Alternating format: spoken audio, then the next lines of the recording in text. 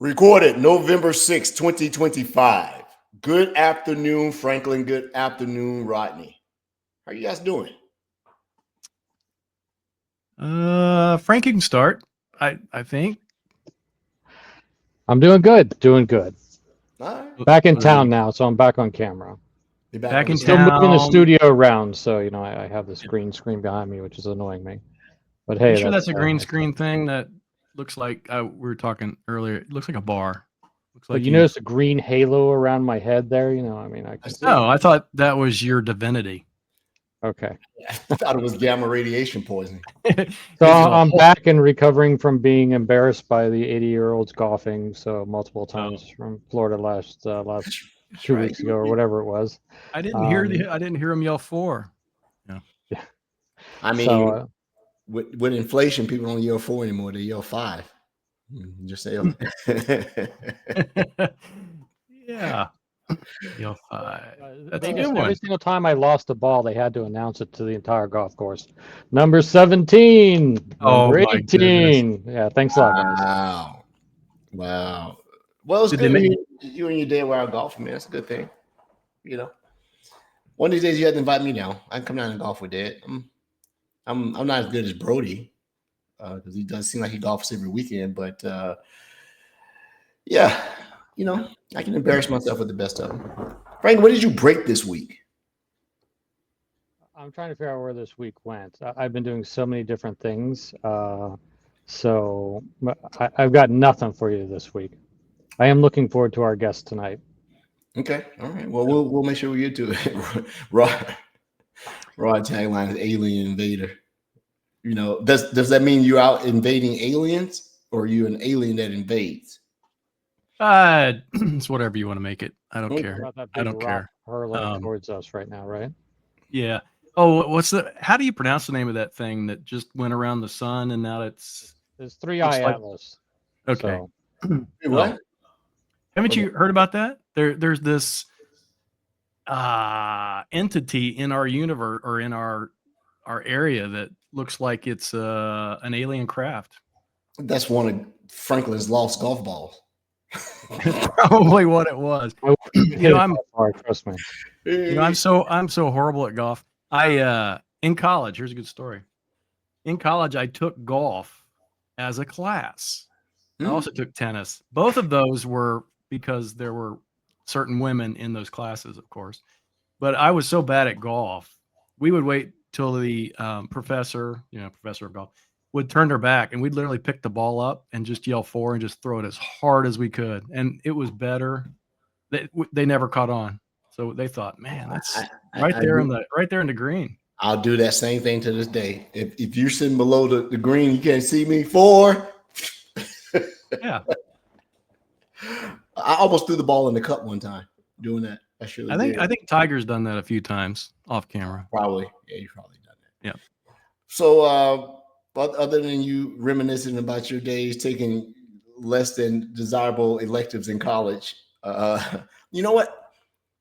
I took it was high school, not in college. So I don't know. But what else did you break this week, Rod? What did I break? I think I broke my sanity. I think I mentioned this a while back, but I'm in a new role here where I work, without mentioning the actual company name. I'm in a new role here and been here about 8 months. And there's a lot of work, a lot of, how should I say it? Just nuance tasks and things that just fill up your day, right? That absolutely have to be done, but boy, I'd like to be doing other things. Who you telling? Same with me, man. I'm not in a new role, but I sit today and literally had to write up an architecture or someone who decided I'm just going to dilute the login going in and send as much as I can. Well, can I pull it from Login Analytics Workspace, run it through VentHub, dropping it into a blog storage, and then I think I'm going to try to query it using Cribble, but I may pass it back in and put it over here. What are you doing? Cribble. Oh my goodness. That's something I have not heard for months. Why is that? I can tell you why. Yeah. They're still out there doing the work. Yeah. I think a lot of the alliances that they have sort of established was just like, say I'm your boyfriend or girlfriend, but I'm really not. And Oh yeah. they were that proverbial, you cooking over a stove and you throw whatever makes the thing flash. It's still a solid product, but we've had them on the show. I have no negative, comments about them, but I think for a while there was a little bit of industry arrogance that people it's not me. This is what I mean hearing because they didn't have any competition. They got competition. So we may try to get the person, this company I'm mentioning right now on the show. There's a new company. Somebody swiped right, I guess. Yeah, well, yes, they did. There's a company out there doing something super, super, super, super, super very similar called Data Bond. I was gonna say Data Lake. But Data Bond. I looked at their stuff and their sales. They're very approachable people. I got a meeting with them coming up, and then I thought, startup issue. Everybody, they got some big name companies, and I mean just not logos. Because I actually sat in front of a customer and asked them whether they're doing their transformations with, and whether they're doing their log segmentation with. They say Data Bond. I'm like, that's like the third time I've heard that company. So they're a startup-ish company. All startup companies are friendly. Well, most of them. They whatever you say. But it's interesting. So it is spelled DATA space bond, like the Autobahn. But I thought James Data Bond, Bond. but no Bond. No, not okay. not. It would make Data sense to Bond. like Data Bond, but it's Data Bond, like highway Yeah. speed. So it gives you impression that it has some type of European influence. Well, everybody's a startup until they're acquired. So yeah. Yeah, I guess. So I guess I asked myself, what have I been breaking? Well, you and I talked, Ron. I've been. Hold on, you don't have to do that. Hey, Edward, what did you break this week? Oh, well, since you asked, I probably broke Sentinel Data Lake. Probably did. I've been playing around with that.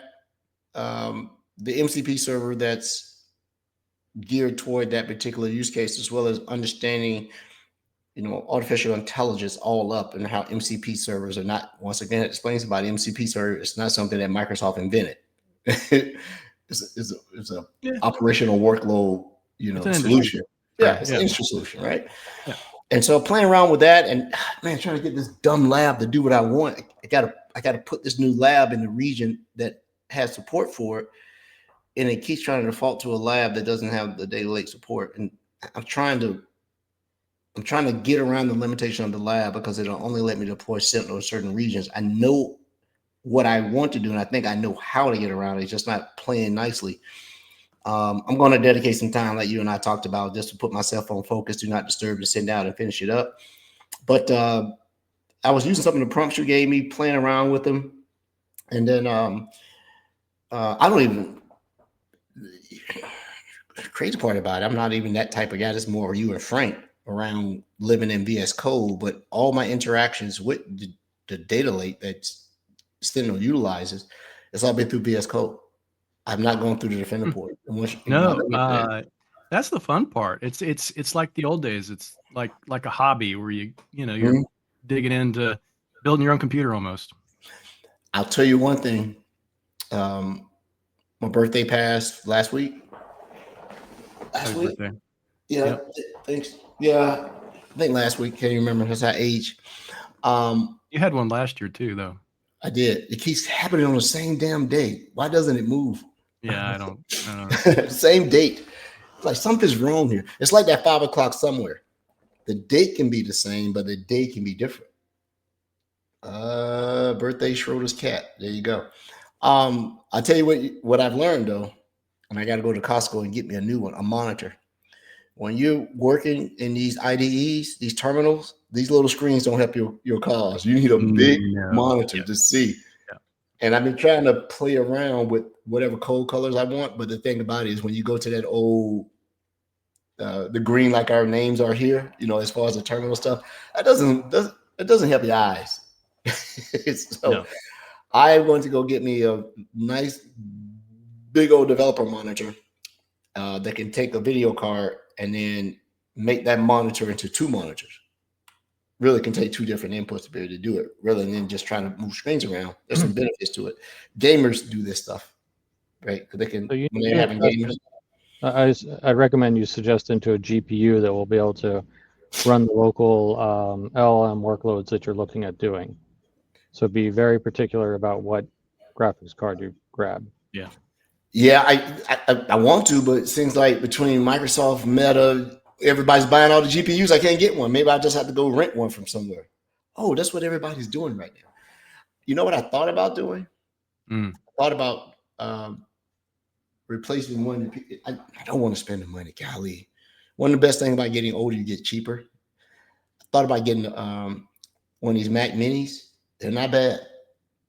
They're not bad at all. There's a lot of them get used, and they're able to run localized large language models or hybrid language models, whatever you want, and they're fairly cheap. The problem with it is they best perform when you. They want you to buy. I went into the Apple store. They have a monitor that's outstanding. You can use other people's monitors, but they got one that's outstanding. I mean, it's got to be 8K. The You way pay you for it, see though. Yeah, and I ain't got it. I just don't have it. Right? I'm gonna get me a GoFund Ed. We'll see.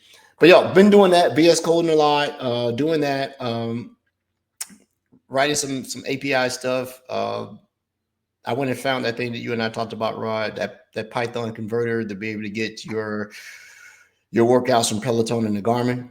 Yeah. I hit the guy up. He said, "Oh yeah, I did it. It's easy." You know, he found for somebody else on. Did you play with that agent generator? That agent builder I created. Did you play with that yet? You sent it to me? I thought I sent it to you. I'll have to. If I didn't, I will. Yeah, it builds the YAML for agents. Then you just run the agents. Oh, we talked about it. Yeah. Oh, okay. I built it. Yeah, it's finished. Yeah, you put it in the text. I said, "What are you doing?" And you get a whole list of all these things you were doing. I'm like, okay. Oh yeah. I'm doing sales stuff, spreadsheets. So I can create an agent I can build an agent to do all that stuff for you. Yeah, I am playing around with Studio. I get it at a very discounted rate, and both for my private lab. So I'm paying $50 a month for the full enterprise studio. That's pennies compared to what the full price one costs, right? And that way I can work in my own lab and not have to do it at the job, so that's fine. You said something, and we got to get to our guest. You said you were building the agents and something. Man, I found another Copilot agent called Iris. Oh, have I heard about that? I saw it today. I was doing something with some sales thing, and no, I was doing something with a VBD, a virtual business deliverable, like when you do these POCs, what the CSAs at Microsoft do. Yeah. So one of my certifications for Sentinel was getting ready to expire, and it says you need to go in here, and it came up and it says Copilot Iris. How can I help you redo your accreditation? I'm like, what are they talking about here? And like, it's another Copilot. It's geared for those things. And like, someone told me there are like 40 different Copilots. At one point there was a little over almost 200. So that's pretty good, actually. I need to go look at what defines a Copilot from a Microsoft perspective. Yeah. It's branded. This one says, it said Iris, Copilot Iris. And then you've seen Copilot Vision that pops up in your browser. That came up. Oh, yeah. Like, what is this? And then it's all of them. But hey, that's all I've been doing, man. What am I reading now? Unlock serverless Azure functions, because I'm trying to do some workspace unions. So I figured I'd just write a function for it, but I'm doing multiple workspaces across it. Got a little rusty. So I just sort of go back. And then what else am I reading? We talked about that last week, the need for a chief artificial intelligent risk officer, a CARO. Been going back through that. And yeah, I'm reading from iCycle. The urgent need for a chief artificial intelligence risk officer, CAIRO, CAIRO. Charlie like Alpha. Cairo. I like Egypt. Yeah. Yeah. Charlie Alpha, Indigo, Romeo, Oscar. Interesting article. I'm gonna reread it again here. But let's get our guest on. We got a returning guest, friend of the show, and it's good to see him, Mr. James Key. How you doing, brother? Doing great. Thank you for having me. Very Man, excited to be here. thank you for coming on. I know you were out doing all the things that whirlwind celebrities do out in the IT world. So I was honored when you actually answered my call. I was like, yeah, I'll do it. Have your people contact my people. I'm like, oh, okay, I can do that. You can do that. Absolutely. So welcome back to the show, sir. Once again, for the listeners who may not have seen your pretty face or heard your melodious voice over the past, can you just give everybody an intro of who you are, what you do, and what brought you here today? Yeah, absolutely. So my name is James Key. I'm a principal product manager here at Microsoft, focusing on Security Copilot with our CXE partner team, primarily focused with our managed service providers, so MSSPs, SIs, stuff of that nature. Been working with Security Copilot in the very beginning, before it was an incubation product, going through all of the low points, all the high points, all the excitements, all of the head bashings, all that kind of good stuff that AI brings across the table.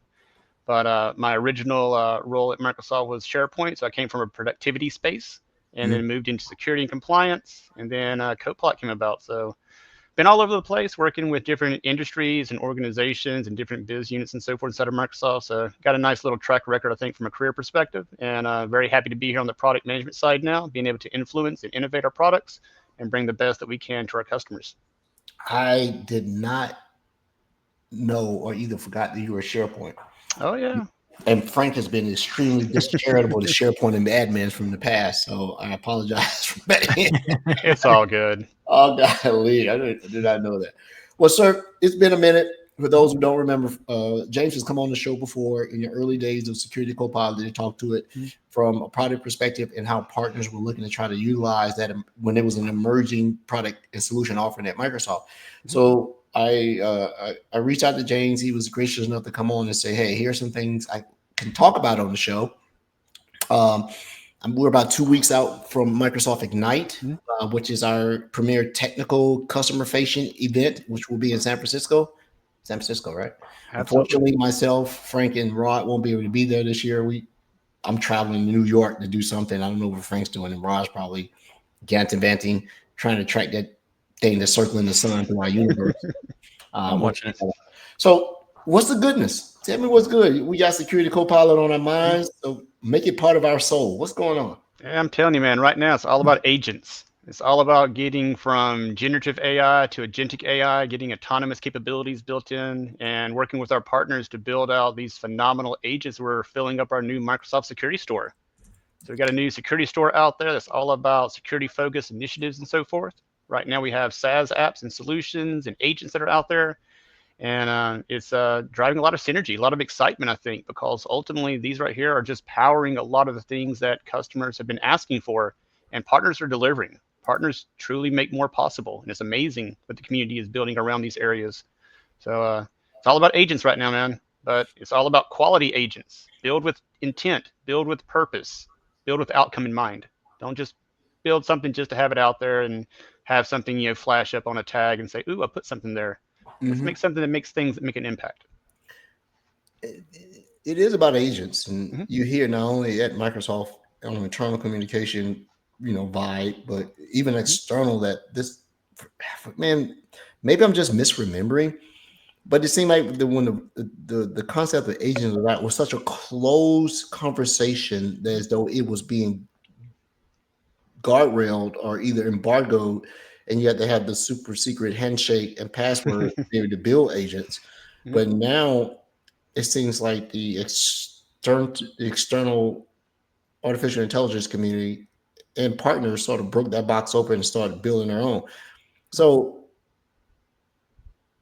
a quick definition, if there is any similarities or differentiators between an agent built by Microsoft and an agent built by a Microsoft security partner. And we've had several on. Let me throw one out. Let's say SRA or Blue Voyant or Tanium.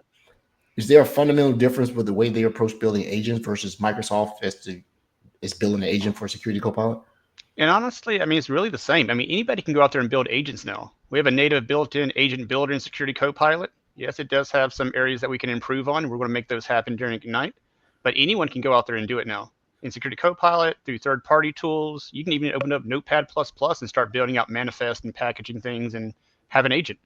But ultimately, I think the true value with our partners is that they're bringing industry knowledge, industry expertise. We have amazing developers inside of Microsoft that create things well beyond my even comprehension of how they do it. Mhm. I'm allergic to code to some degree. I'm becoming less allergic to code. I think I got my vaccine, so I'm getting a little bit better at it. But with that said, a lot of times the things that we push out don't always land from an industry perspective the way that they need to, because we lack that from a product and engineering perspective. That's why we rely on partners and customers to come in with incubations and private previews and tell us, how do we make this land successfully? How do we make sure that it lands successfully with industries, whether it's healthcare, over in Europe with GDPR and other types of regulatory requirements and all those things. So I honestly love how partners think about this. And they come up with some extremely creative things to the point that I think it gives Microsoft a little bit of run for their money sometimes. It creates that competitiveness that you want to do better. So I'm all about competition. I think it breeds success. And I bring some partners in sometimes when we start working on agents and our product team starts looking and they're like, wow, this right here is impressive. How'd you do this? Or what'd you do here? Just to sort of see, because again, sometimes we're a little bit narrow-minded with our expertise in our areas and we get very comfortable in doing things the Microsoft way or the old way. And we need some fresh blood sometimes come in to sort of show us that, you know what, with AI, sometimes you got to think like a child a little bit. You got to let that imagination flow, get outside of Pandora's box and sort of see what the possibilities are. It's very, very impressive.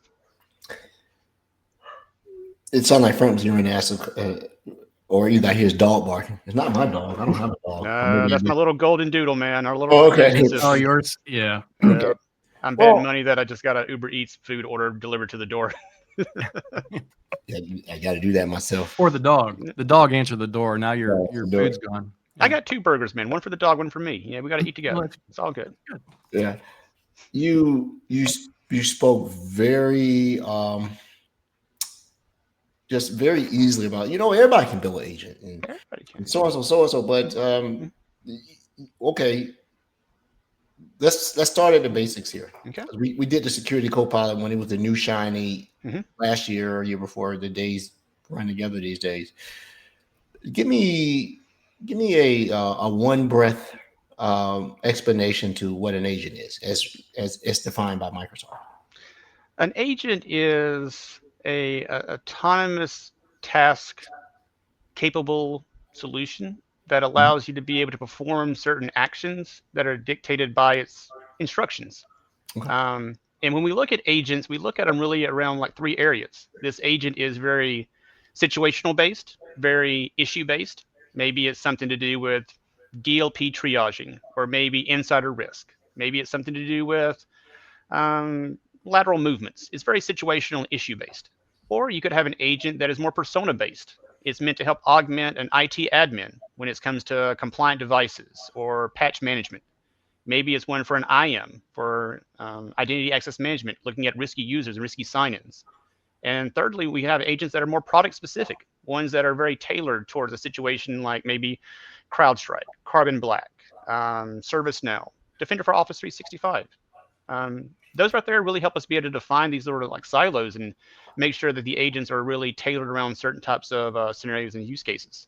But in the end, as Rod's been showing a little bit on there about the agent builder we have inside of Security Copilot, it's natural language based. You go in there and you start speaking and you tell, I want to create an agent to do this. Your job is this. I want you to report like this. I want you to define things like this. And I don't want you to do this. It builds the instructions for you automatically, bringing in plugins, bringing in tool sets. And from that point, then you can get more sophisticated with it. And you can bring in things like MCP servers. You can bring in APIs and third-party capabilities, Sentinel Data Lake, and so many other individual areas. So you can start out very easy and simplified and move to very complex. Seeing the screen right here, you have the ability of starting from scratch, uploading a YAML file, and even some samples there, 3 below the little taskbar section that you can easily start moving with very quickly. So when I say that anybody can build an agent, anybody can. Now, where the concern comes in is about building quality agents, learning how to do it efficiently and effectively. Because anyone that's ever worked with Security Copilot knows that those little computing units, they're not the cheapest things in the world. There's some cost behind it. And these agents, they use these SEUs in order to be able to perform their AI functions and activities.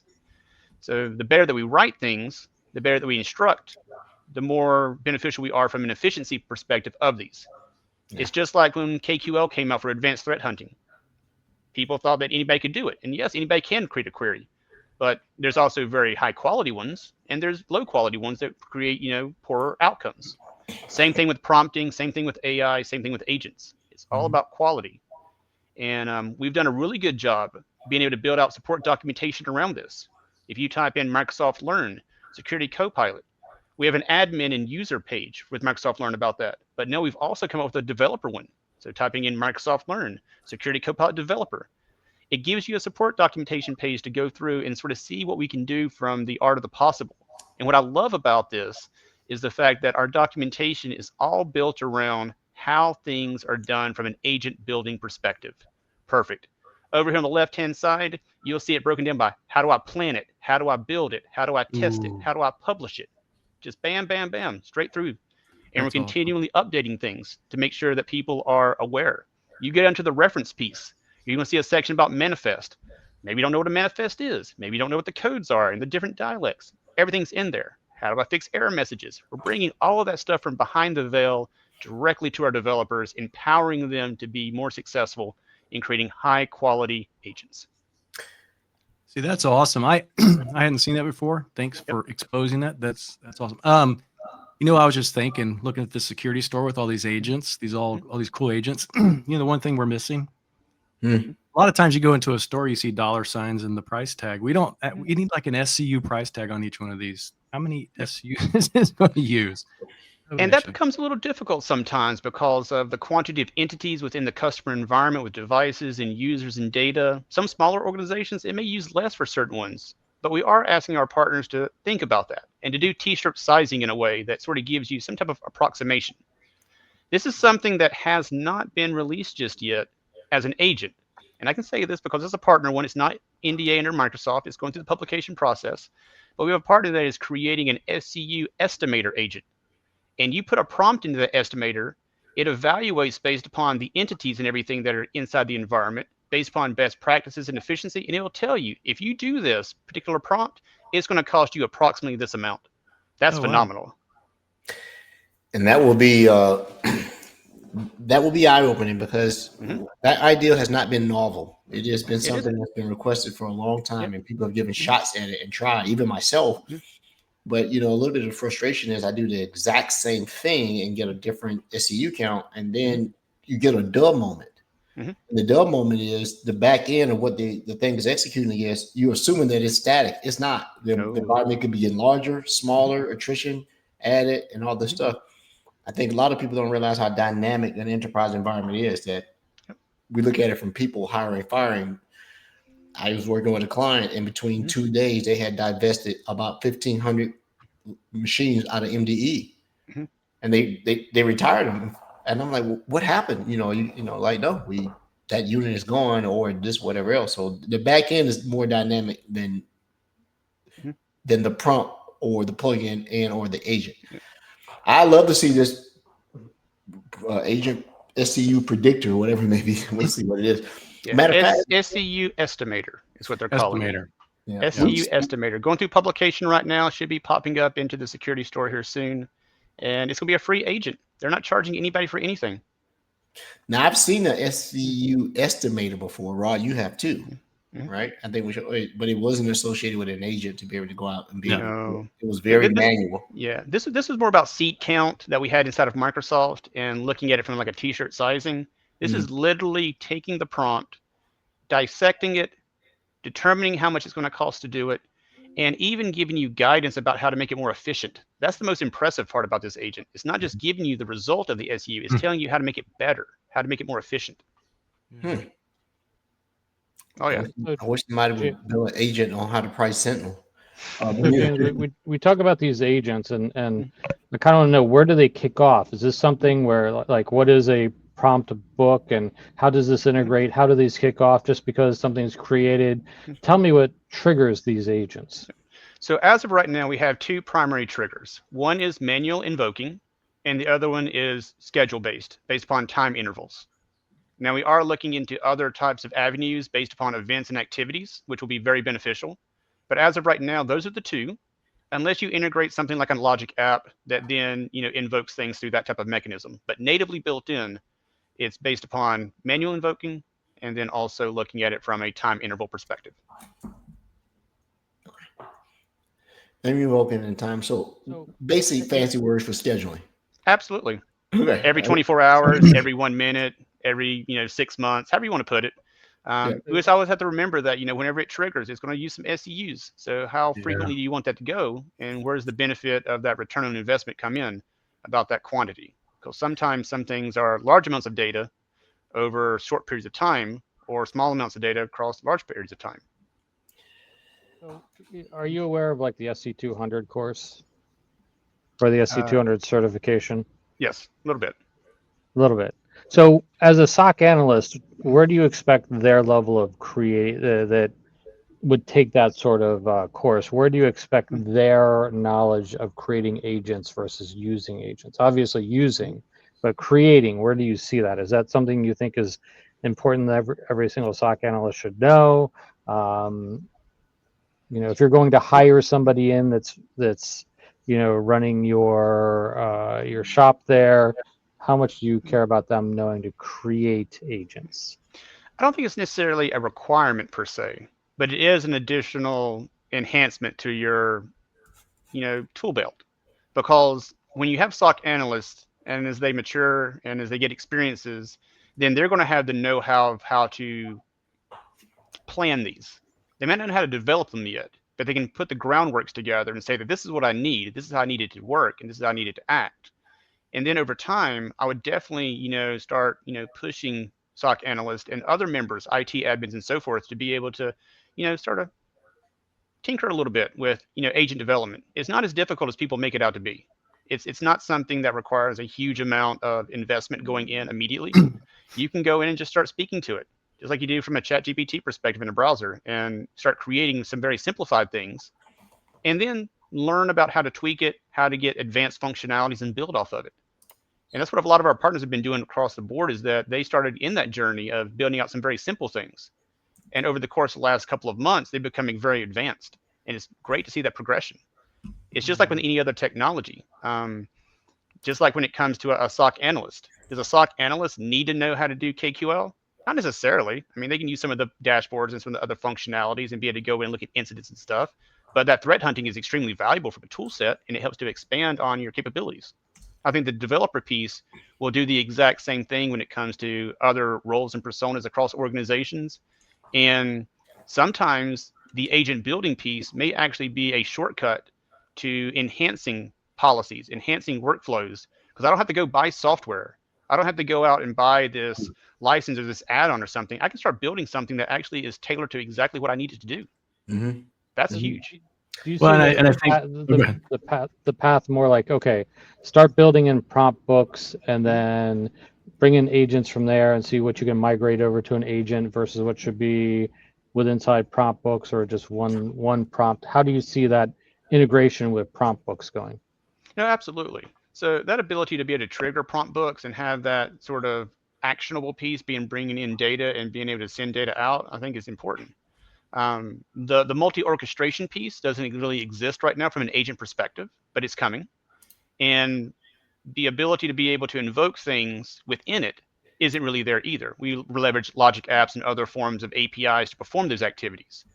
And the reason behind that is that there's a lot of fear around AI that when you start giving it the ability to make change, then it's going to go rampant and do things you don't want it to do. You're going to have a Skynet situation, and we don't want to do that. So we're building up guardrails, we're building up identity capabilities around these agents to be able to guard against that and to treat it like a person in a way. And it's not meant to replace somebody. I know AI is this fear factor of replacing jobs. It's not. It's more about augmenting them. Being able to take SOC analysts and say, instead of you spending 3 hours a day looking through DLP triaging alerts and 2 hours across all of these level 1 and level 2 severity type situations of incidences, let's let an agent do that. AI is phenomenal when it comes to information and knowledge. It's not the best when it comes to experience and wisdom, because that requires critical thinking. It's not there yet. We're getting there, but it's not. That's where the people come into play. So I like to say that agents are great for information, knowledge, and handling those type of things. That releases the person to be able to focus more on the critical thinking areas and really bring their wisdom and expertise to the situation. And then over time, we can influence the agents to become smarter and better.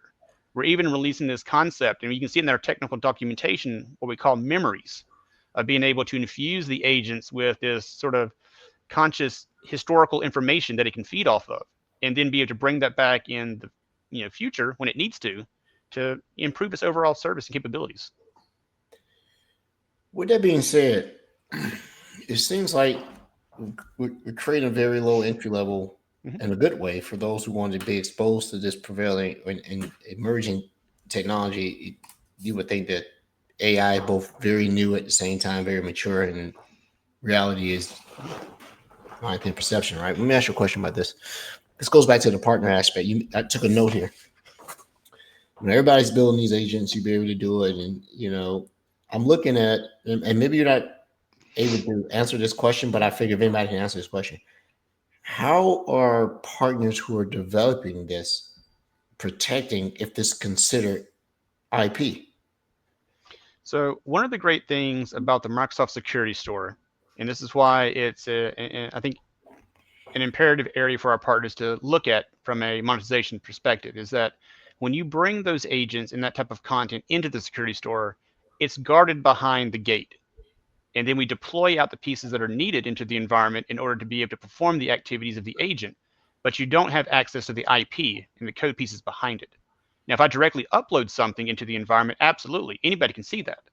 And that's where you have to worry about other vendors, other partners, other people, tinkering around and looking at, your secret sauce. But as long as it's behind the Security Store, we're sort of gate locking and keeping that. So as a benefit to the partner immediately. On that question, one more, and I think Rod wanted to ask a question about this. This is about I've seen the Security Store, been part of the announcements. I still keep in contact with my people over at GPS, to understand it. So what you're saying, that if someone has an agent offering in the Security Store, it is basically a SaaS application where I'm running the agent as a software compute download, or am I actually getting the guts of the agent in some form or fashion deployed in my environment? You're deploying it out to the environment, but the ability to be able to edit it, the ability to be able to see behind the walls is not there.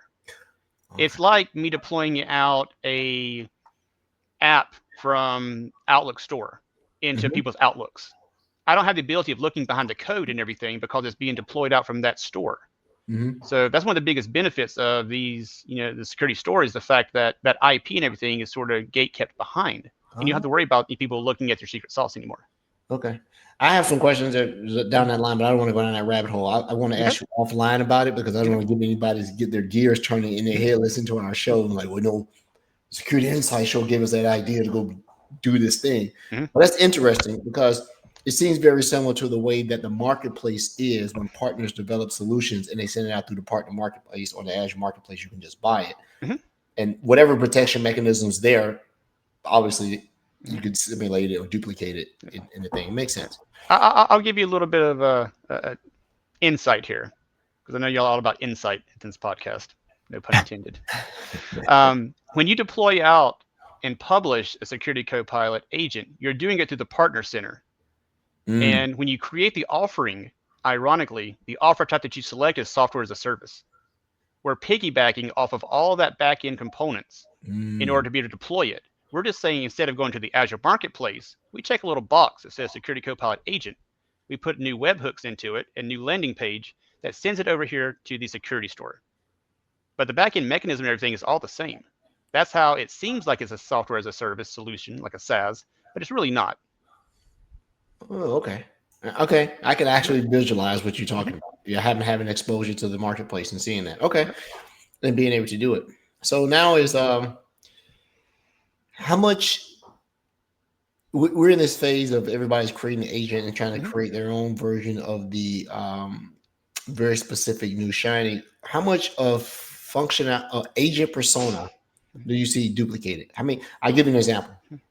I was on a webinar and it was actually very, very good. They have using agents, using the conditional access agent to streamline your conditional access policies. It was very well laid out the way it goes about it. So how how much of this is uh, people copying other people's idea? How many agents do you see doing the same thing? There's no duplication. No duplication. Because in the end, the security store is built on the premise of quality. Quality, quality, quality, not quantity.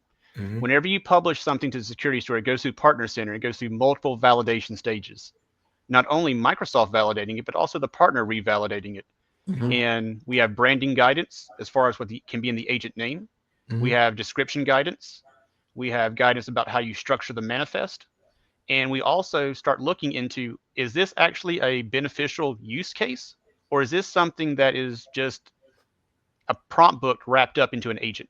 Or is this just a simple API call that could be easily done without an agent? The validation checks, for better or worse, have been the bane of my existence the last 2 months because they're in place for a reason and they do their job, but they're very, very picky. They're very, very specific. And if something's off, it gets kicked out and it fails validation. It will not be published. And then we go back to the partner and say, hey, you need to fix this. You need to do this. We need to change this. We need to make this more efficient. And it can even get down to the point of where the description is not descriptive enough to give the customer enough insight about what they're actually getting. Mm-hmm.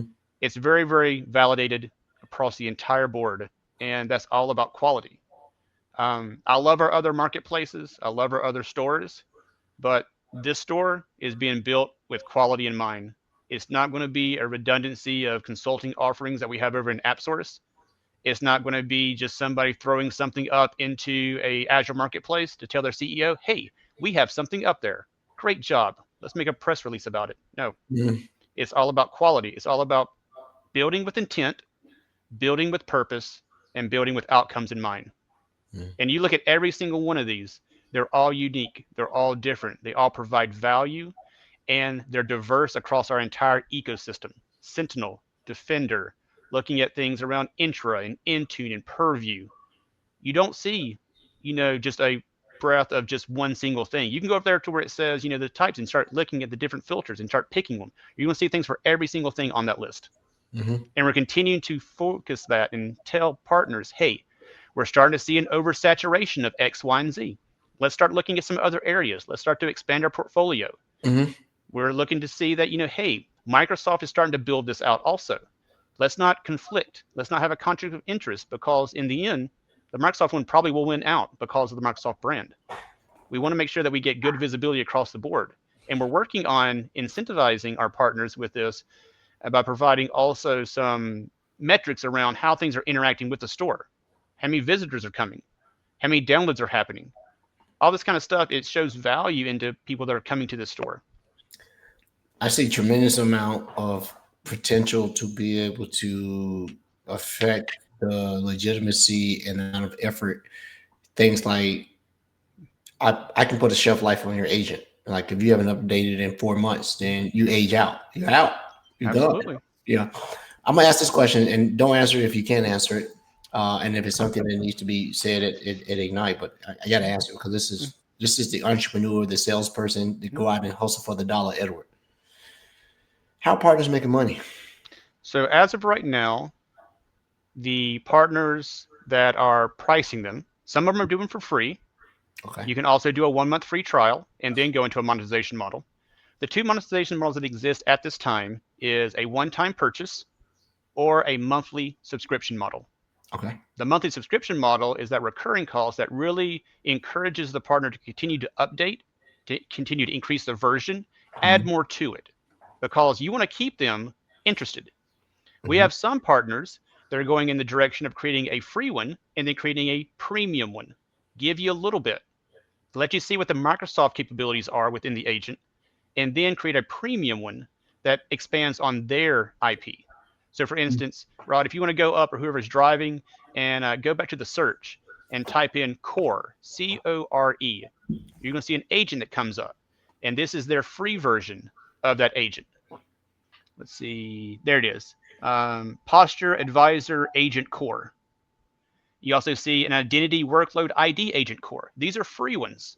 They are also working on premium ones that will expand on the functionality and bring that freemium type model to the equation. If you like what you get, great. go ahead and update, get the new version, get the premium one, and get the more functionality, because you already like what you're getting for free. But if it expands on it, then great.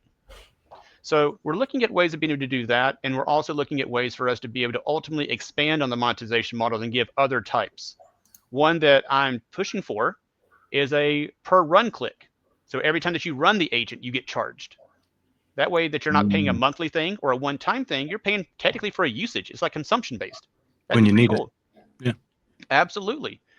And again, with these right here, great ways for us to be able to, advocate for new functionalities and capabilities across the board and really expand on our entire ecosystem. Because in the end, that's why you choose Microsoft, is the ecosystem, not individual products. And if we have agents that are spanning across that ecosystem, it just creates tremendous value. Yeah. Are you going to be here tonight, James? I'm sorry? Will you be at Ignite?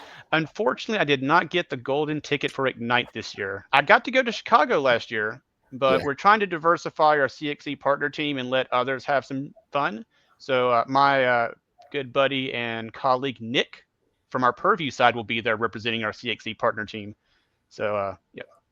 Nick Anderson? No. What's his? I can't even remember his last name. I don't do last names a lot of times. Yeah. You said Nick, it starts with a C. It starts with a C at the end. I do profile pictures. That's how I know people. Yeah. Caramano. Yes. There you go, Caramano. Nick Caramano. But he'll be there. He'll be representing the Purview side, data security. Data security is going to be huge at Microsoft Ignite this year, just because that's the landscape that people are trying to get after. I mean, they want to compromise identities, they want to compromise devices, but in the end, they want the data. And that's what we got to start, really driving towards, which I'm extremely happy that our partners are moving in that direction. It's exciting because you have partners that are very much Defender and Sentinel centric. That's really what security has always been.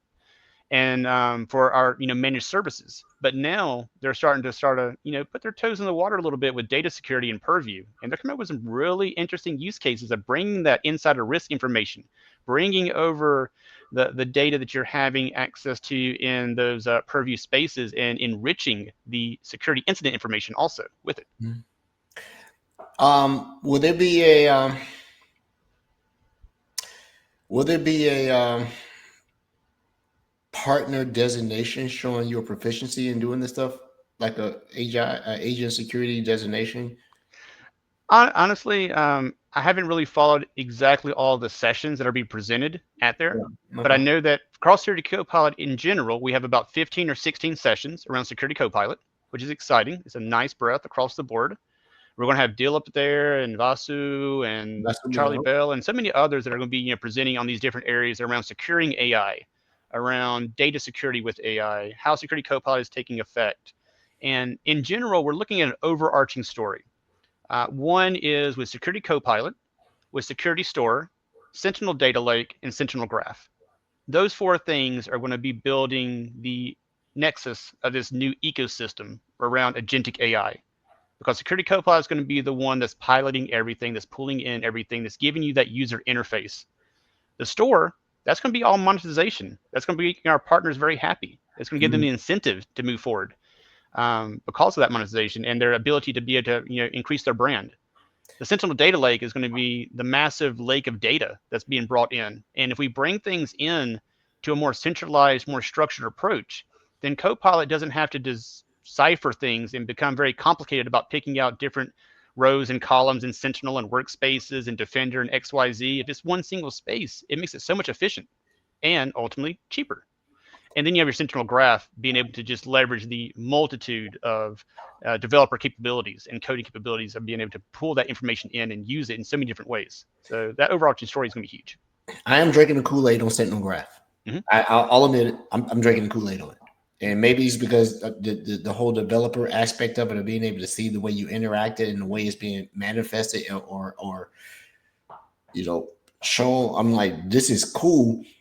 It looks like some of the investigative stuff that was sort of built in the Sentinel earlier on with you and all that, but this is different, And and maybe it's just because my knowledge level on the way I was interacting with previous graphs was so low, but now it's like, man, this is cool. Let me ask you another hypothetical question. Okay.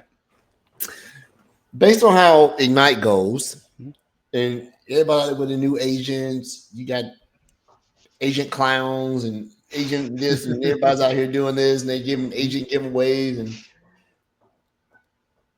if there is enough traction, will this reboot and put more life into Microsoft Inspire?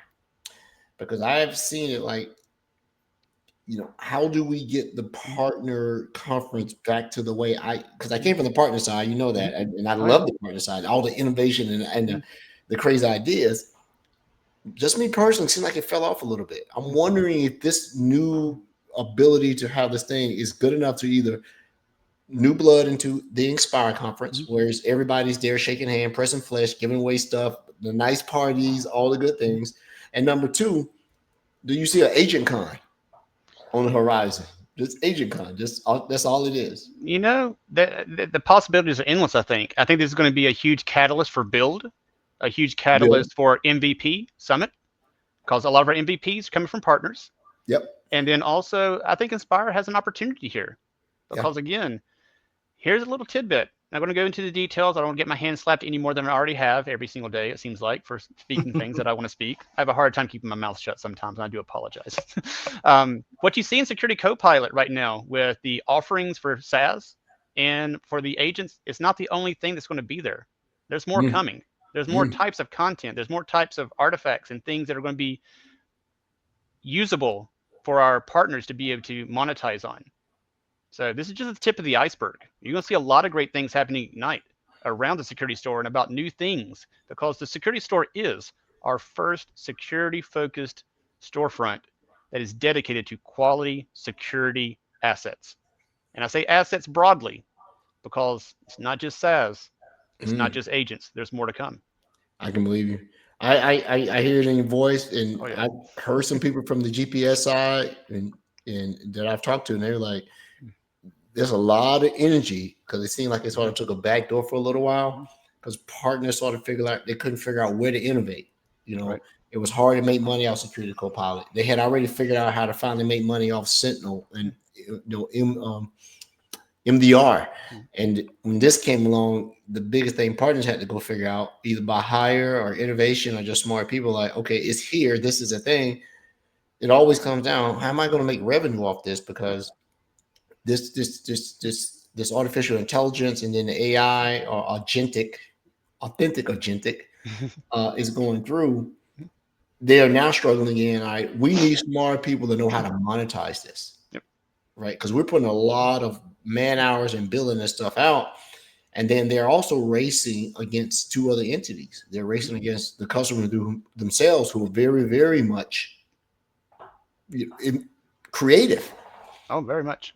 And the third one that everybody, and I had to do a customer presentation. The customer was second guessing me and checking me with AI as I was speaking. Yep. It's like, absolutely. Okay. I told the customer, I said, you can't believe AI. It just wants to please you. I don't want to please you. that sort of broke the ice a little bit. They're like, okay. But I see that the partner side, I'm hearing some very good things from some security partners I've known for years, and they go, this is probably one of the more straightforward ways of being able to differentiate. The costing model hasn't been fleshed out. I heard what you said, runtime usage and this and that, and get a free and get a premium. I don't think that maturity is there yet. I think some of the partners are trying to see what somebody else is doing first before they charge on. And it may be a loss leader. It may be a loss leader to get the MSSP business. So if you come on with my MSSP, if I onboard you as my MSSP, you get all this agent goodness for free by virtue of your contract. So when you think about Security Copilot with our partners, we bundle things into threes always at Microsoft. It's always three, everything. So with the partners, we want them to be able to sell Security Copilot. That's their consulting services. That's their bread and butter. That's getting in with, discovery, assessments, proof of concept, proof of value. It's been difficult because ultimately it's costly, and you got to pony up to be able to, use it. Wait till Ignite. We'll see some things. We're going to help out in some adoption blockers around Security Copilot. That's going to really revolutionize how partners do things. But you had to sell, and we've been doing pretty good with that. It's not the best in the world. There are some struggles because you said the cost, and the ability of being able to try it out and all that kind of stuff. But we're making great progress in those areas. The second one has been build. That's the second bucket. We're nailing build right now with the built-in design builder, with the security store. Build is solid. And the third one that you referenced to is around how do they use it? How do they leverage it as a managed service provider? How do they bring multi-tenancy into the mix? So when you think about how a partner uses it and the areas that are causing struggle, and you think about the areas of how they use it and the areas of struggle, we're working towards those. We're going to make some great announcemements around ways of being able to help partners move in different directions and to be able to truly realize what, for all intents and purposes, I think a lot of us think should have been there in the very beginning. But it's taken time to get there because of all the things that had to be put in place to make it work. You're seeing the innovation that's happening right now with the Microsoft Defender portal. We had Defender XDR there. We're bringing Sentinel into the mix. We're bringing these other capabilities in there as that centralized hub. And Copilot already exists there. So it's going to become that centralized component for our partners to be able to look and to scale rapidly as we continue moving forward. So Ignite is going to be a game changer, and it's going to set the tone for the vision of security from an AI perspective going into 2026. And I know a lot of people say that all the time. This year is that year. You're going to see phenomenal things come out of Ignite. It's not something you want to miss. I'm a big baseball guy. Yep. So to those who are skeptics about what James is saying, I'll give you this. If Microsoft comes out Ignite and they got 10 items that they're saying this is going to change the world, and they only get 3, that's fine. Because if I'm playing Major League Baseball, if I can hit 300 for my career, I'm going to the Hall of Fame. That's 3 hits out of every 10 at bats. And I think sometimes the shareholders, they want you to hit a home run at every time. That's not how the world works. Right. You need those who will come to the plate and play small ball, and then you're probably going to have some of the bigger companies that are going to hit home runs. But if you're going to win games, Dodgers, you got to play small ball a little bit. They use that dugout. They use their relievers. They do all these things, and you got to be able to strike out a little bit, right? And unfortunately, when you in corporate, strikeout means your stock price go down. Well, if you've been watching the market, everybody's taking a beating today, beating, right? So I'm super, I'm about to throw me in a night watch party because I can't go. So maybe we do some good old fashioned night day drinking. That's good, man. Get some karaoke going on and everything. Get the barbecue out, tailgate it. It'll be good. I'll say this right here. Two of the things that Microsoft has really started to instill in leadership, and I hear this from Mike Adams, I hear this from Charlie Bell, I hear it from all up. Be bold. That's the motto for this year and going forward is be bold. Don't be afraid. Don't be afraid to fail. One of the things I saw on a slide that I really liked was said, fail often. Because in the end, you're actually sticking yourself out there to try things. And if you look across human history, some of the most amazing accomplishments came from failures. If it wasn't for a failure, we wouldn't have penicillin. Well, no, absolutely. Nobody wants to have about failures. All the achievements. One of my good mentors, Joanne, shout out to Miss Pate. Hope you enjoy your retirement. She told me there's no such thing as failure, Edward. Told me this years ago, unless you refuse to try again or you don't get another chance. And that's why I took my approach to certification. I've said this on the show many times. I've never failed a certification. I just didn't pass that time. Well, I mean, when you think about failure, you have to think about this. This is what I try to my son. I try to instill in him as much wisdom as I can. He's only 12. He's probably taking in like 25% of it, but hopefully it's somewhere back there in the back of his head that pops up occasionally. But whenever you fail, it's not starting over. You've learned so much through the entire process up to the point of failure that you're springboarding yourself to success in the next iteration. And you learn so much about yourself, and you learn so much about what needs to be done through failure. I know failure gets a negative context a lot of times, but I mean, there's positiveness to it too also. You just got to look at it from the right angle. Yeah. I did a joke to my son. He might have been around that age, your son, years ago. My kid's grown. And this came up because he had this old teacher that had the philosophy. He's like, Dad, blah, blah, blah, blah, blah. And the term failure came up. I think I looked at him. I said, son, If I had given up on a single failure, you wouldn't have a brother. You know what? I'm 2 gonna. years later, he came back. Yeah, yeah. He turned 14. Yep. And he came and just punched me in the side. I'll he tell you got a little it. bit on the personal side here, man. When I was born, I had two sisters, 25 and 26. My dad wanted a boy bad. He didn't let failure stop him. There you go. You know, It that took was 26 years, but James came out eventually. there you go. Man, this has been You're calling your absolutely great, sisters they were failures. Is that what you're saying? man. No, they were just trials along the way. Okay. Perfecting the agents. You got to get the agents right. There you go. You know. Man, this has been excellent. I think I would ask you of a favor. Okay. I would ask you to come back and do a post-Ignite follow-up to sit here and say what landed, what didn't land. This is what you said. This is what we saw. I would love that. Well, we have a post-Ignite show. I mean, going over what was announced at Ignite. That'd be phenomenal. Yeah. A post-Ignite show to be able to do it. Yeah, Man, I don't know if you can this read one- too much into these things, but there's a lot of sessions out here. That's on a It's lot. a lot of good stuff, man. So much. And this is one thing I would ask also. I know that a lot of times y'all like doing themed months, you know, around certain topics and stuff. Mhm. I would like to see if y'all would be interested in having some partners come on and talk about their agents and how they're revolutionizing how things are happening.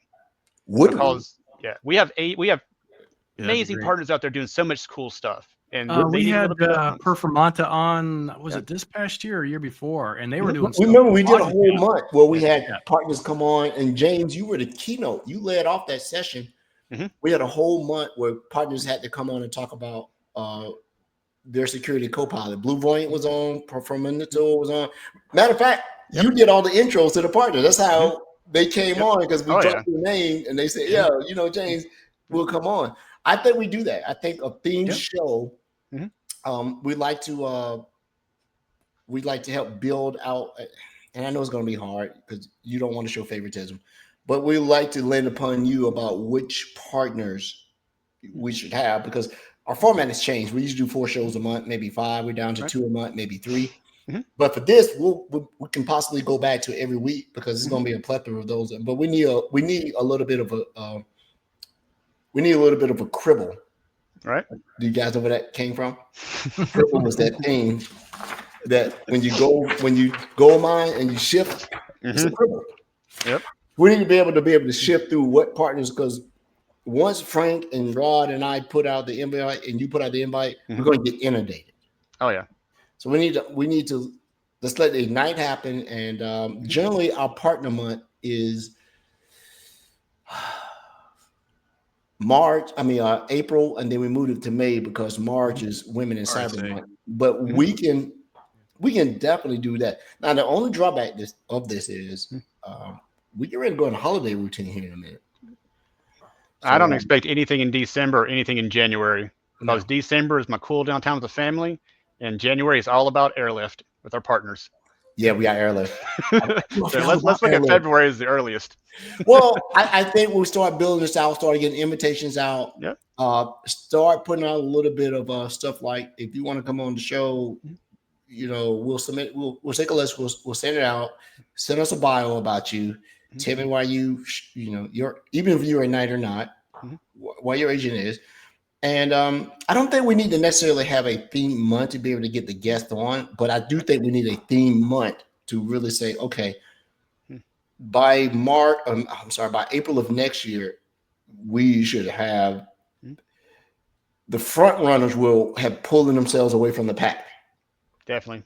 And then that way we can go look at the security store, who's killing it, who's innovating. How many new companies started up by virtue of this particular philosophy of just building that?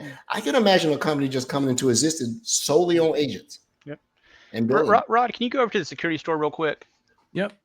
I want to show you who the front runner is and who the partners need to try to beat. We're going to put a little throw down here. Type in glue, G-U-L-E for Glucanja. And they got 10. Oh, wow. Out of 35.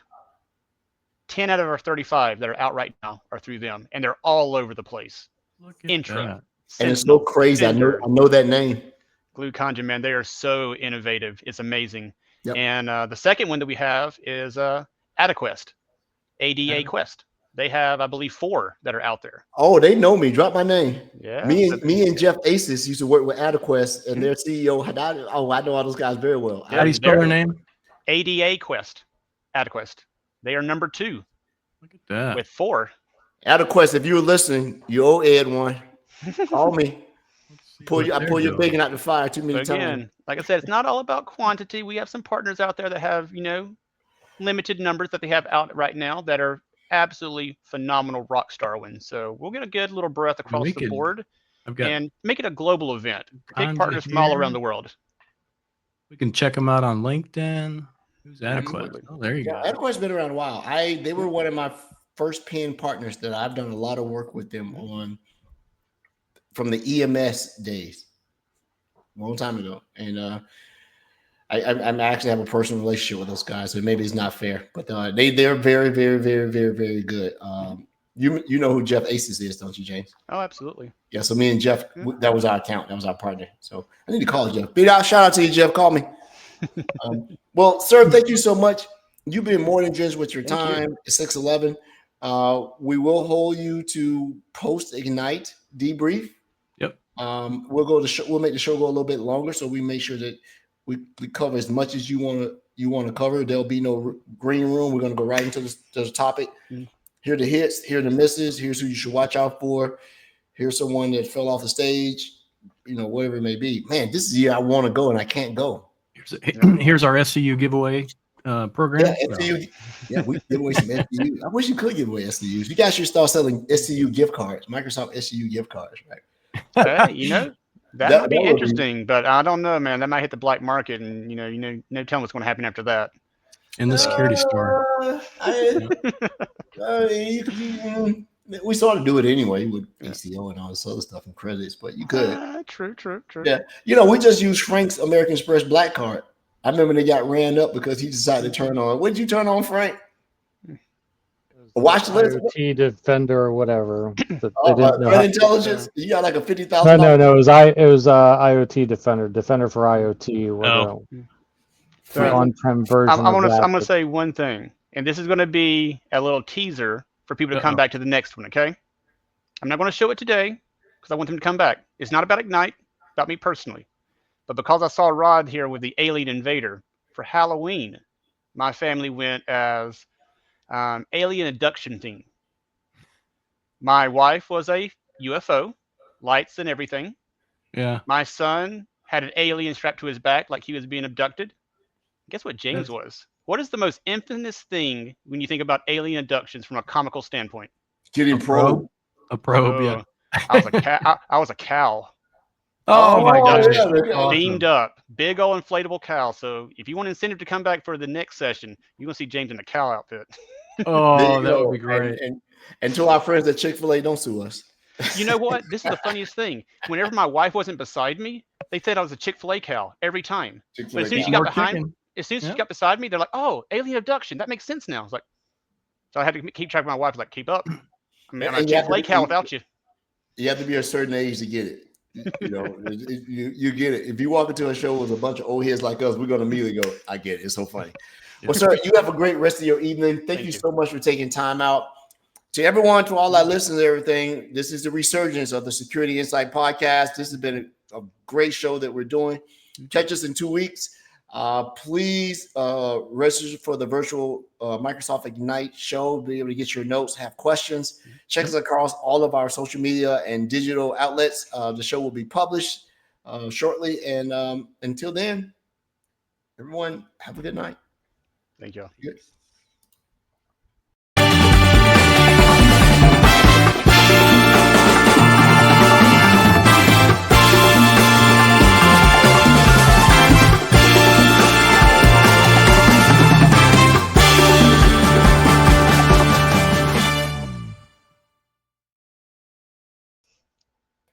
Great show.